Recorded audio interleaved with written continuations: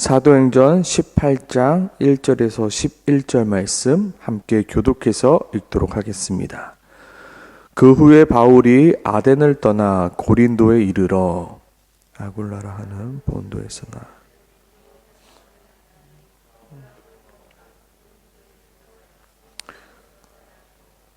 그가 그의 아내 브리스길라와 함께 이달리아로부터 새로운지라 바울이 그들에게 가매 생업이 같음으로 함께 살며 일을 하니 그 생업은 천막을 만드는 것이더라. 일마다 바울이 회당을 감론하고 유대인과 헬라인을 권면하니라. 실라와 디모데가 마게도냐로부터 내려오매 바울이 하나님의 말씀에 붙잡혀 유대인들에게 예수는 그리스도라 밝히 증언하니 옷을 털면서 이르되 너희 피가 너희 머리로 돌아갈 것이요 나는 깨끗하니라. 이후에는 이방인으로 가리라 하고 거기서 옮겨 하나님을 경외하는 디도 유스도라 하는 사람의 집에 들어가니 그 집은 회당 옆이라. 온 집을 더불어 주를 믿으며 수많은 그리스도 사람 밤에 주께서 환상 가운데 바울에게 말씀하시되 두려워하지 말며 침묵하지 말고 말하라. 어떤 사람도 너를 대적하여 해롭게 할 자가 없을 것이다. 이는 이 성에 내 백성이 많음이라 하시더라. 함께 읽겠습니다. 1년 6개월을 머물며 그들 가운데서 하나님의 말씀을 가르치시니라. 아멘. 바울은 지금 안디옥과 다소와 비시디아 안디옥 그리고 드로아 빌립보 데살로니가 그리고 베레아 아덴을 거쳐 지금 고린도에 막 도착하였습니다. 바울의 전도 여행에는 참으로 많은 고난과 핍박들이 있었지만 빌립보에서 많은 매질을 당했고 깊은 감옥에 들어갔던 것은 아무래도 바울에게 깊은 트라우마가 되었을 것입니다. 그리고 데살로니가에서도 유대인들이 시기가 나서 불량한 사람들을 동원하여 바울을 괴롭히고 베레아까지 와서 바울을 쫓아왔을 때 바울은 정말로 힘이 들었을 것입니다. 그렇게 험난한 전도 여행 중 실라와 디모데와 떨어져 홀로 지금 아덴을 지나 고린도에 도착해 있습니다. 거기서 바울은 또 다른 동역자를 만나게 되는데요. 그들의 이름이 바로 아굴라와 브리스길라 부부였습니다. 오늘 성경은 이들을 가리켜 글라우디오가 모든 유대인을 명하여 로마에서 떠나라고 하여 고린도에 오게 된 부부였다 설명하고 있으며 이들은 바울과 같은 천막 만드는 일을 하는 자들이라 말하고 있습니다. 베레아에서 급하게 빠져나와 아덴 그리고 고린도에 홀로 남겨진 바울에게 이 아굴라와 브리스길라 부부는 너무나도 편안한 안식처와 같았을 것입니다. 그래서 그런지 오늘 본문 2절 하반부에 아주 조그맣게 이렇게 쓰여져 있습니다. 바울이 그들에게 가매. 원래 그들이 바울에게 와야 되는데 바울이 그들에게 갔다라고 표현하고 있습니다. 아마 바울에게는 이러한 쉼이 필요했을 것입니다. 그리고 하나님께서는 이 아굴라와 브리스길라를 바울에게 하나의 편안한 안식처요 쉼으로 바울에게 허락해 준 것입니다. 그렇게 바울은 아굴라와 브리스길라 부부 함께 살며 일을 같이 하게 되었고요. 나중에는 고린도를 떠나 예배소로 갈 때 아굴라와 브리스길라는 바울과 함께 동행하면서 바울의 든든한 조력자가 되어 줍니다. 그리고 얼마 후 실라와 디모데 또한 마게도냐로 도착하게 되었고 고린도에서 바울의 사역도 불이 붙기 시작하였습니다. 5절입니다. 실라와 디모데가 마게도냐로부터 내려오매 바울이 하나님의 말씀에 붙잡혀 유대인들에게 예수는 그리스도라 밝히 증언하니 바울의 사역이 시작되면서 동시에 시작되는 것이 있었는데요. 바로 6절입니다. 그들이 대적하여 비방하거늘. 바울이 복음을 전하면 바울을 향한 대적들이 생겨나게 됩니다. 그리고 바울이 점점점 예수 그리스도를 많이 전하고 믿는 사람들이 많아지게 되면 그들의 대적과 비방들이 더욱더 크게 커질 것을 바울은 이미 알고 있었기에 아마 바울은 떠날 준비를 하였을 것입니다. 왜냐하면 솔직히 두려웠기 때문입니다. 솔직히 또 어떤 고난을 당하게 될지 몰랐기에 수많은 고린도인들이 믿고 세례를 받는 그 순간에 이제 떠나야 되겠구나라는 생각을 했을 것입니다. 왜냐하면 6절에 이미 그들이 대적하여 비방할 때 바울은 옷을 털면서 이렇게 말하죠. 너희의 피가 너희의 머리로 돌아갈 것이요 나는 깨끗하리라. 이후에는 이방인에게로 가리라 말하였습니다. 그리고 떠날 마음의 준비를 하고 있었기에 한밤중에 하나님께서는 급하게 환상으로 바울에게 이렇게 말씀하고 계십니다. 9절이죠. 두려워하지 말며 침묵하지 말고 말하라. 하나님께서 왜 바울에게 두려워하지 말라라고 말씀하셨을까요? 그것은 바로 지금 바울의 마음에 두려움이 가득했기 때문입니다. 또한 하나님은 왜 침묵하지 말라라고 말씀하십니까? 이제 바울이 그들의 대적과 비방에 입술을 닫고 고린도를 떠나려 했기 때문입니다. 그래서 하나님은 바울에게 말씀하시는 것입니다. 10절이죠. 내가 너와 함께 있음에 어떤 사람도 너를 대적하여 해롭게 할 자가 없을 것이니 이는 이 성에서 내 백성이 많음이더라.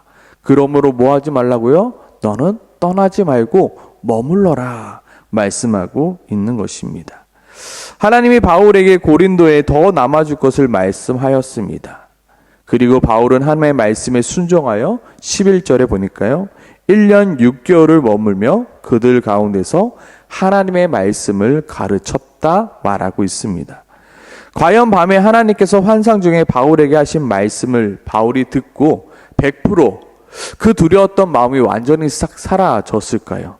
정말로 바울을 향한 대적과 비방이 완전히 싹 사라지게 되었을까요? 물론 바울 정도 되니까 하나님이 두려워하지 말라라고 말씀하셨으니 그 두려움이 싹 사라졌을 수도 있었을 것입니다. 그러나 저의 경우에는 하나님이 두려워하지 말라 말씀하신다고 제 두려움이 완전히 사라지는 것은 아니더라고요. 그리고 또한 여전히 바울을 향한 그 비방과 핍박들은 여전하였습니다. 오늘 본문에 보면 이렇게 그 다음 구절에 보면 그렇게 나오는데요. 우리 어디서 나오죠? 12절만 봐도 그 다음 구절 12절만 봐도 바울의 상황은 여전히 변하지 아니하였음을 확인할 수 있습니다.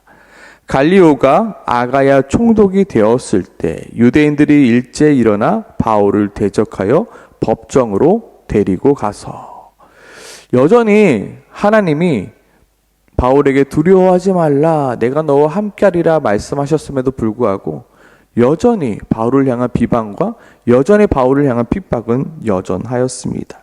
그럼에도 불구하고 무엇하였다고요? 바울은 하나님의 말씀에 순종하여 그곳에 머물며 하나님의 말씀을 전했다라는 것입니다. 믿음이란 무엇입니까? 믿음이란 나의 환경을 바꾸는 것이 아니라 나의 상황을 바꾸는 것이 아닙니다. 믿음이란 나의 결단과 나의 걸음을 바꾸는 것입니다. 이것이 굉장히 중요합니다. 하나님이 좀 나에게 이렇게 해주시면 내가 이렇게 하겠습니다. 하나님이 먼저 이렇게 좀 해주시면 내 환경을 바꿔주시면 하나님 내가 이렇게 순종하겠습니다. 근데 오늘 본문은 안 그렇죠. 전혀 환경이 변하지 않습니다. 핍박과 비방이 전혀 그치지 않았습니다. 그럼에도 불구하고 바울은 환경과 상황이 그대로지만 자신의 마음을 바꿉니다. 하나님 나 여전히 두렵습니다. 여전히 떨리고요. 여전히 핍박과 그 비난들이 여전합니다. 그럼에도 불구하고 하나님이 여기에 머물러 말씀하시니 하나님이 함께하고 계신다니 내가 원하는 것을 내려놓고 하나님이 원하시는 것을 내가 선택하겠습니다라고 무엇입니까? 나의 결단과 나의 걸음을 바꾸는 것입니다. 분명히 대적과 비방에 두려워 도망가고 싶지만 하나님이 함께 하신다는 말씀을 믿음으로 어떤 사람도 너를 대적하여 해롭게 할 자가 없다는 말씀을 믿음으로 그리고 이 성 중에 내 백성이 많다는 말씀을 믿음으로 나의 두려움과 나의 상황은 그대로인 채로 이전과는 다른 선택을 하게 되는 것이 바로 믿음의 선택인 것입니다. 우리는 많이들 하나님 나의 환경을 바꿔주세요라고 기도하지만 먼저 우리는 기도해야 합니다. 하나님, 내가 하나님을 믿음으로 내가 결단합니다. 나의 상황과 환경이 절대로 변하지 않을지라도 주님, 내가 주님의 말씀을 순종하며 나아가겠습니다. 여전히 바울을 향한 비방과 대적은 계속되었지만 바울은 그럼에도 불구하고 하나님의 말씀에 순종하여 1년 6개월 동안이나 고린도에 머물며 하나님의 말씀을 가르치는 것에 최선을 다하였습니다.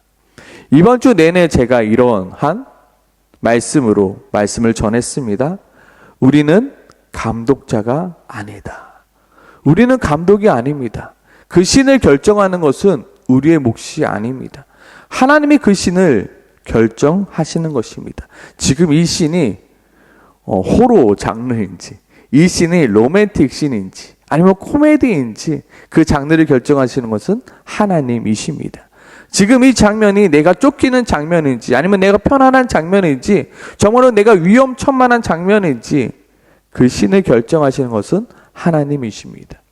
우리의 역할은 무엇인가요? 그 신마다 내가 최선을 다하여 내 역할을 감당해 나가면 되는 것입니다.